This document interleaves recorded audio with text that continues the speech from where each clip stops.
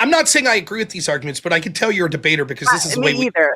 it's the way we think about things, right? First, I wanted to say I've been watching since before you had Hank when you were doing all the crazy crime case, 16 panels, 16 people panels. So it's Thank been you. a whole while. That's amazing. I'm Thank calling you.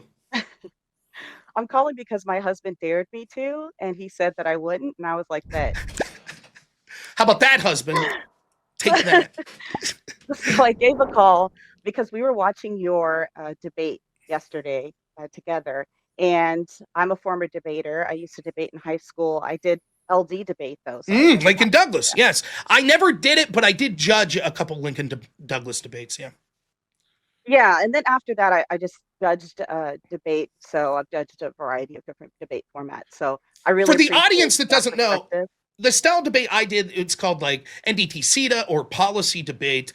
Lincoln Douglas is, here's how I would explain it to a limit. Lincoln Douglas is a little more presentationally formal, so you're not talking like an auctioneer necessarily, but it's at least similar enough. The big difference would be that it's a one-on-one debate, so you don't have partners, and there are variations in rules and sort of what you're trying to accomplish with the debate, but it's a similar enough style that you could be, if you're a good LD debater, you could easily transition over to NDT CETA debate or vice versa. Some style debates like parliamentary are completely like it's more about like sort of presentation, and it's a little more difficult to cross over from parley debate to LD or to policy debate. Yeah, I mean, there's policy debate, and basically, I did moral debate. So we were talking about what should happen Correct. versus the we didn't really have to go into the status quo. We were just saying like, hey, in this imaginary world, what Yep. should happen? Yep. So based on that, I had just 2 points. One was a contention, um, basically based on the DEI, whether it is good or bad, whether we should have DEI. Mm-hmm. And the other is just a comment on what Alex Stein said, because he made a comment that he said was a conspiracy theory about Black people and segregation. And so Okay. I had a comment about that. So to start with the contention, and I don't have sources or anything like that. This is just off the top of my head last night. But my contention is DEI hurts Black commercial autonomy. So one, DEI bribes Black people into the white male controlled commercial system, thus furthering soft oppression. And this is an argument from the left side, kind of. Correct. Um, Yep. so, but I'm saying from the left, you can argue that DEI is not good for Black people. Mm-hmm. So that's my first point. The second point under that contention is DEI celebrates segregated cooperation instead of encouraging Black people to have unity and community amongst themselves. So that the segregation that then segregates the power of Black people. And then the third contention is that Black people without white jobs, so let's say that white people just eventually just, if we don't have DEI, they're never going to hire Black people, right? Well, in that scenario, um, then Black people will be forced to innovate and create jobs for themselves, offering creativity and unique products to the market. So essentially, Black people are being robbed of Black-owned innovation, and the brain trust of the Black community. If you're saying it's so valuable, well, then now you're segregating that and not allowing the Black community to benefit itself from that innovation. It's interesting. I'm not saying I agree with these arguments, but I can tell you're a debater because this is the Me way we either. it's the way we think about things, right? Because oftentimes, and I tell my audience this a lot, I'm like, once you get into debate, sometimes you approach things thinking in a different way. So I would ask, well, who's my audience? I have a position. I think DEI is bad, right? But I could sell that to a right winger. I could sell it to a left winger. And so if you're the type of person that's like, well, I think there are a lot of problems that we want to focus on because I care about uplifting the Black community, cool. I can sell to you why DEI is bad there. And so the argument you're making here, like in general, think about it this way, right? Like, you know how people, I'll explain this to the audience maybe a way that they would be able to understand. You know how people will make this argument like, isn't it a shame that they're just taking people from famous stories and making them Black now? So it's like, you know what? We'll just take a famous comic book character and we'll just palette swap and now they're Black. Well, one of the detriments to that is you prevent yourself from making cool original Black characters because you're sort of doing this tokenism. You're like, See, now they're black. But it's like, yeah, but not really. That's still a white character that we all recognize that you just made black and tried to shoehorn that in. But being black's about more than that, than just your skin color. And if you're talking about someone with a unique perspective, then you would create a character that's very interesting and vibrant that happens to be black. That's part of who they are. Similarly, what you're talking here, like I believe it was the second argument you make, right? Like, if we have these talented black people and we say, you know what? The real way to success is to go to these white owned businesses or these Jewish owned businesses or these Asian owned businesses. That's the real way you have success. And we'll force them to bring you into their club, right? Well, then what you've done is you've prevented those blacks from ever having access to building their own spaces. And there's actually precedent for this argument. This is going to get me in trouble because it has to do with Jewish people. But go listen to someone like Ice Cube talk about the rap industry. And he's like, listen, from the perspective of like these black entertainers, regardless of what you think of rap music, they're hugely popular, making millions, if not billions of dollars for these labels. Why are so many Jewish people and white people owning these labels? Right? Why don't we as blacks come together and say, you know what, screw it. We're going to create our own labels and we're going to be black owned and have black, entertainment, that's the talent here. But a DEI system would be like, no, we'll force these labels. We'll force them to hire you. Right? We'll say your label has to be at least 30% black entertainers. Okay, well now I guess they'll accept me. But will you ever achieve the financial or cultural success you would have as a black community if you weren't shoehorned in there and instead forced to innovate and make your own studio? Probably not. That's similar to the argument you're saying here, right? Yes, and I do agree with your point of view on I guess like color swapping characters. Right. I'm just like, it's instead of you don't need to do that. It's just create characters that people are interested in. Correct. That black people create. And it's like So, they're out there. It's the same. And even easier examples like women in entertainment roles, right? Because people are now like, no one will watch a woman in an action movie. Really? I mean, I think that Alien was almost universally praised. Who's the hero of the movie Alien, right? Sigourney Weaver. Attractive, badass, strong, clearly like the most heroic figure in those movies, right? No one gave a shit. It made sense for the context of the movie. What doesn't make sense is you're like, well, let's just shoehorn in a woman, right? And we'll have her be a Mary Sue. And Luke Skywalker had all these powers. Screw that. We'll make the female version of Luke Skywalker, except she's better than him in everything. And she doesn't have to go through any adversity. She's just instantly the strongest ever. And people roll their eyes. They're like, get the fuck out of here. What are you talking about, right? And it's clear that the agenda or the message is more important than the actual, entertainment value of it. So yeah, I mean, and there's certainly true, like you could say this about a lot of things. If it's true that these universities were historically like anti-black, and if you've been around like debate long enough, we're around like sort of academic literature, there's a big argument to be had that blacks were kept out of these spaces. In fact, there's an even bigger argument that I've heard made more than places like Harvard that Jewish people were kept out of them prior to a certain date. And so, like, then my question would be, well, then why would you want to be part of that? Like, I wouldn't be. If there's an organization out there that's like, begrudgingly, we now have to accept white people, so we'll lower the standards so we can accept Rob Noor, I'd be like, fuck you. I don't want to be in your organization. I'll start my own shit, or I'll find like-minded people, and maybe it won't be whites only, but it'll be, hey, we're not going to limit it to just one group. How about that? It'll be more open, naturally, not because we were forced to do it.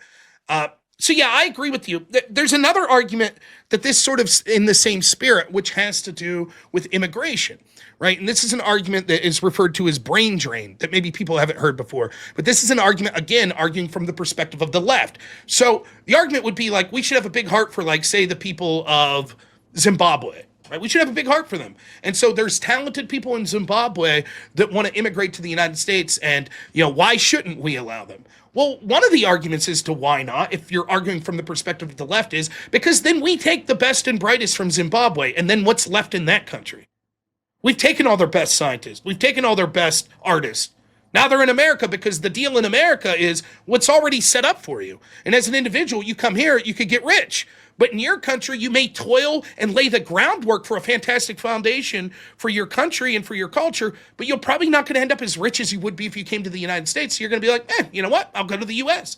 And so what happens is you end up having brain drain from there. And then there's a separate argument that goes similar to that with the idea of subsidies. One of the arguments we used to make in debate all the time about subsidies is because the United States is a net exporter of food, what happens is we'll subsidize like corn, which then allows our farmers to mass produce corn, put it on a ship, ship it off to Africa, and sell corn in Africa cheaper than if a farmer right there created it.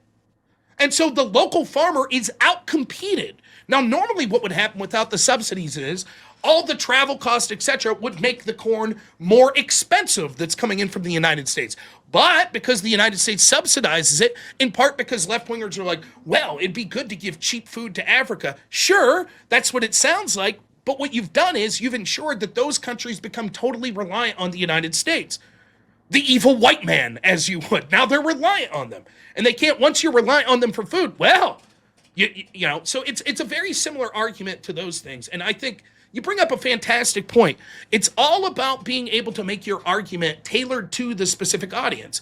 And one of the most effective things to do is to say, if your opponents are approaching things from a left-wing perspective, let me tell you, based on your worldview, why what you're suggesting right now would be bad. You're actually going to make things worse for black people, or you're going to make things worse for women because of DEI. And I think you're largely right as well. But those are good arguments. I really do think that. Well, I think also those arguments have a little bit more potency because I am Black. Okay. Yes. Right. So, and I just wanted to, I saw some doubt in the chat. They're like, oh, there are no grills on the internet. You know, I'm a grill. I'm here. There you go. It exists. Now, listen, I also, are you conservative? I suppose so. I mean, I get, well, the thing is, like, there's a lot of things that the GOP holds near and dear that I really I don't care about. Right. I'm more so for maximizing freedom, which means that there have to be some guardrails. It's the same thing as, you know, there is no game without new rules. So, Yeah. I'm okay with some of the rules, but it's just like, I have an example, but I won't go into state politics here. But you know, some people want to make more rules, and I'm like, how about we just get rid of the bad ones?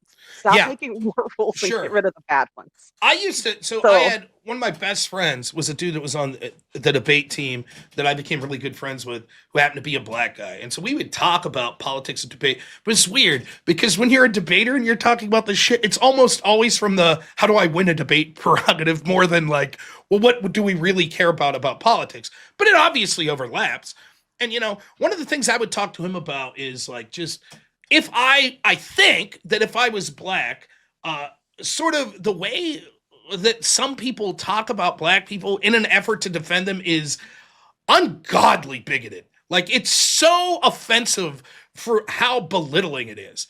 And the only thing I could liken it to, which is ironic, giving Ketanji Brown Jackson's arguments today that we need to have black districts because blacks are like disabled Americans. I can't believe she said that, but it's a lot like I worked in healthcare with people with autism and shit, and there were people that would mean well, right? And like, I'll give you an example. Let's say that you have like a 30-year-old autistic man who's nonverbal, right? You would take them into a medical facility and they would be like, oh, how are you today? Here, we're going to do learning today. Here, put the shape in the correct slot. And you're like, man, they're nonverbal, not a fucking idiot. Like it's just so belittling. And like, you know, my client that'll be in there was looking at me like, what the fuck is this? Right? Like, now I'm not saying that there's not like an IQ differential or that, but I'm saying that like, you're like, oh, I feel so bad for you. I'm going to treat you like a toddler. And it's like, I get that that's coming from a place of caring, but it's actually offensive. You know, it's like, ugh. And I've seen people act like that, like in certain aspects. Like I saw, and it's always like some liberal, white, well-to-do, you know, wealthy person in like the debate community or something that would just like speak for black people. It's like, yeah, man, you don't need to speak. They're there. They're fucking good. Half the rounds I'm losing to are black people. They're kicking my ass. They don't need you to speak up for them. Let them talk. What the fuck are you talking about? You know, and then half the time you'd listen to the black people and it's far less offensive. It's like, no, we're not making these fucking outrageous claims like we need to be handed all this shit in a silver platter. That's them. That's the white liberals saying that, not us. So I always find that interesting, that it's, you know, a lot of times, even if it comes from a good place, it's like, holy cow. Like, you got to really think of what you're saying, you know. It's incredible. But Yeah, it's my belief that the Democrat Party has always been and still is the party of overt racism. It doesn't really matter who it's against whoever is most profitable for them. So even when they're for certain groups, they still talk to them as if those groups are less than. Um, correct. so If you make it's someone never, reliant on you, they never will be equal to you, right? And so for me, it's like when you hear stories about LBJ saying we'll have these N words voting Democrat for the next 50 years. To me, the yeah, war on poverty was all about like we'll push this victimhood narrative and we'll make black people generationally reliant on the government. And then guess what? We won't have to worry about competing with them, right? Because I think the writing was on the wall that what we saw was when you started to equalize things and when blacks like were really focused on like family values and culture, guess what happened? All of a sudden, they're doing just as well, if not better, in many circumstances than their white contemporaries. We can't have that. So instead, we'll make them reliant on us. Now we never have to worry, right? You don't have to worry about your dog taking over your family. You might provide for the dog. You might even love the dog. You feed it every day. You take it out. You treat it well. But it's never going to surpass you as being the one in control. And I think there's a lot of that in the Democratic Party. It went from, we hate these people, so we're going to like form the KKK and be overtly racist against them to, well, instead of that, we'll subvert them by making them reliant on us. And we'll do it all the while with a smile on our face saying, we really care about these people. yeah, and there has to be a concerted effort from whom I'm not sure, but to um, combat that. I mean, it's a propaganda war. So Definitely.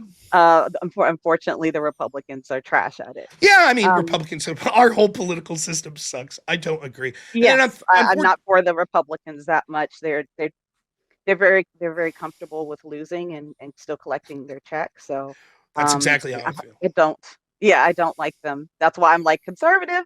I don't know if I want to put myself in league with those people. Well, it's weird because, like, I've said this many times. Like, am I a Republican? I mean, I guess quite literally I am, seeing as how I'm a member of Republican groups and I've ran for Congress as a Republican. So it's weird to be like, I don't know that I'm Republican. Republican. What does it mean to be Republican? You know, is Trump a Republican? You might be like, well, he's a lifelong Democrat. I mean, he's the leader of the Republican Party, so why not? If Mitt Romney wins the nominee and wins the presidency in 2028, and he's like, I hate Trump, is Trump still a Republican? I don't know. Like, Republicans a team. It's like, you know, the New York Yankees, right? Are you a Yankee? I guess if you're on the Yankees, you're a Yankee. But if you get traded to the Red Sox, then no, you're not a Yankee. It doesn't matter if you were the best player for the Yankees, you're no longer a Yankee. I don't know. So the labels to me are That's a just fair like, point. it's a team, right? That's all it is. That your values should stay consistent. The team could switch though, right? You could be like, I don't know, the team no longer has my values. That's why when I'm arguing with people like Connor, I don't give a shit if he calls himself a Republican. I give a shit that he calls himself a conservative. That's what I take issue with. How could you call yourself a conservative when you're working with groups that agenda is to make the country more progressive? And you're partnering with a guy who says conservatives should fear for their lives to be in public. Like, I don't understand how you could call yourself a conservative. I get that you don't want to call yourself a Republican. No problem. I think there is an absolute principled position to say, I am a conservative, I am a Christian, I'm a small government person, and I hate the Republicans. No problem here. I'm like, man, you're probably right. I'm not a big fan, if I'm honest. I happen to think they're Yeah, better than the other team, but only marginally so. That's it.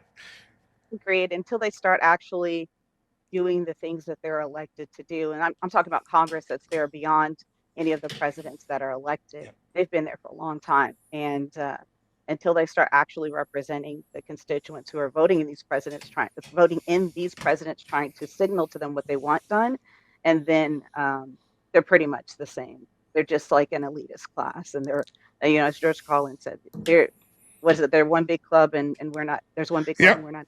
I totally agree.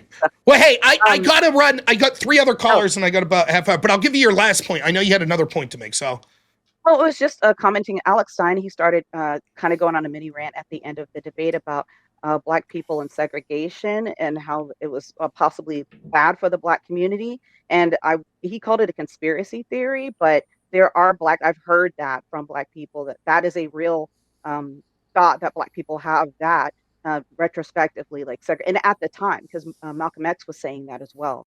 He was saying that if these white liberals really care for Black people, why don't they, instead of being in charge of these organizations, let Black people be in Yep. charge of these organizations? But they're showing you that they don't really want you to be in charge, and they don't really want to give you any autonomy and impetus to make I for yourself. this isn't the same, but it's along the spirit of this. I'll tell you a real world argument I had during the George Floyd riots.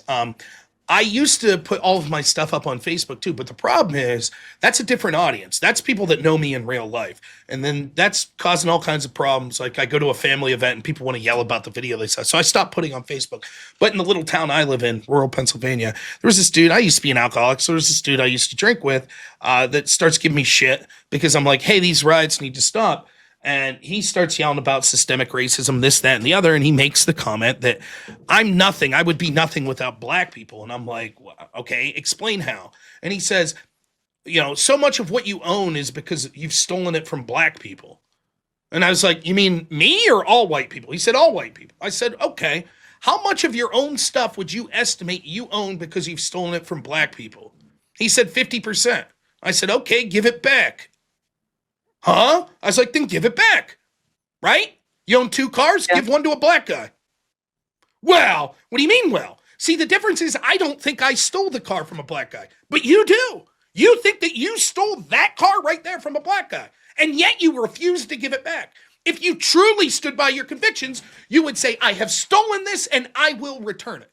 But instead, you won't do that. You'll virtue signal because you think it makes you look good on Facebook, but you ain't going to do shit. You're not going to give money to Black people. And he tried to bullshit me. Well, I do donate to Black causes. 50% of your stuff?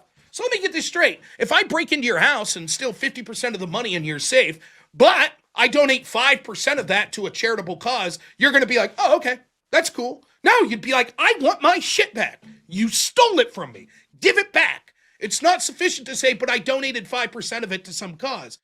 And it's always like this. It's the same with, you'll hear all these people saying like, late night comedians, we need more, women of color, doing these shows. Okay, then give your job to a woman of color. What's so hard about that? Say, I'm Jimmy Kimmel. I don't deserve to be here. Another white man on late night TV? Let's give someone else a chance. But you won't do it. It's always everyone else needs to change. And this is like, if you're a small government person, I'm sure you'll appreciate this, right? It's always exactly what I do is okay, but the government should force rules on everyone that does even 1% more than me. I'm a socialist. Bernie Sanders says it's absurd that we have senators that are millionaires. Now, when he makes that comment in I think it was the early 80s, if we adjust for inflation, Bernie Sanders now has surpassed the metric he said would be immoral. So, is he saying, oh my gosh, I'm immoral, I'm a multimillionaire senator? No, he just adjusted it. Now it's billionaires. And it's like, it's always everyone with 1 cent more than me.